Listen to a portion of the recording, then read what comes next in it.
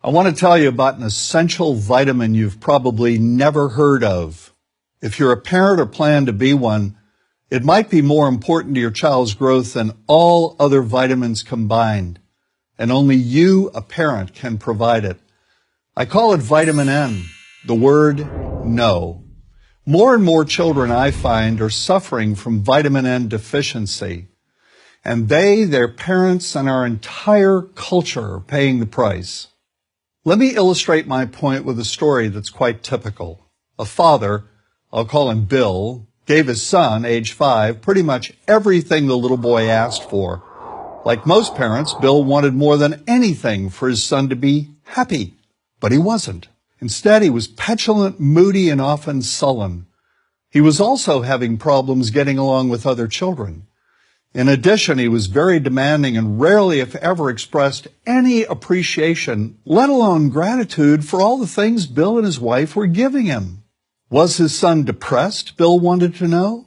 Did he need therapy? His son, I told him, was suffering the predictable ill effects of being overindulged. What he needed was a healthy and steady dose of vitamin N. Overindulgence, a deficiency of vitamin N, leads to its own form of addiction. When the point of diminishing returns is passed, and it's passed fairly early on, the receiving of things begins to generate nothing but want for more things. One terrible effect of this is that our children are becoming accustomed to a material standard that's out of kilter with what they can ever hope to achieve as adults. Consider also that many, if not most, children attain this level of affluence not by working, sacrificing, or doing their best, but by whining, demanding, and manipulating. So in the process of inflating their material expectations, we also teach children that something can be had for next to nothing. Not only is that a falsehood, it's also one of the most dangerous, destructive attitudes a person can acquire. This may go a long way toward explaining why the mental health of children in the 1950s, when kids got a lot less, was significantly better than the mental health of today's kids. Since the 50s, and especially in the last few decades, as indulgence has become the parenting norm, the rates of child and teen depression have skyrocketed. Children who grow up believing in the something for nothing fairy tale are likely to become emotionally stunted, self-centered adults.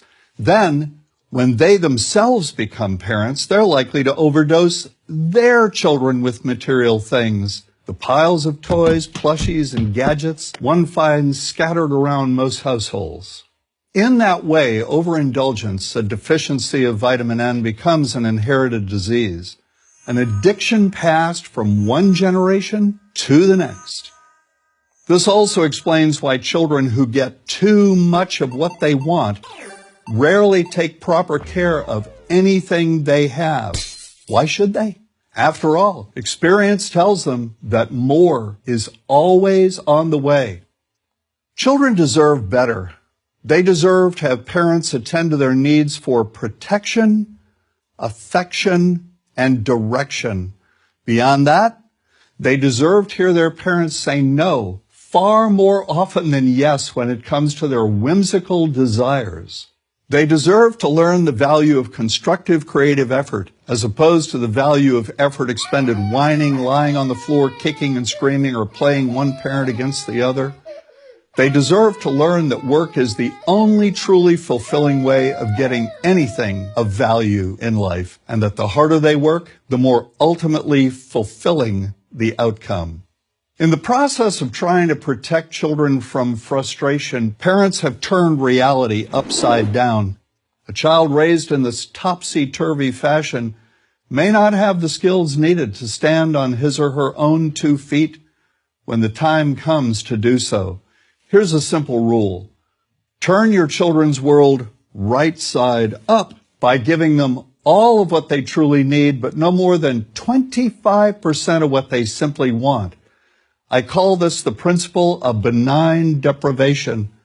When all is said and done, the most character-building 2-letter word in the English language is no. Vitamin N. Dispense it frequently. You'll be happier in the long run, and so will your child. I'm John Rosemond, author and family psychologist for Prager University.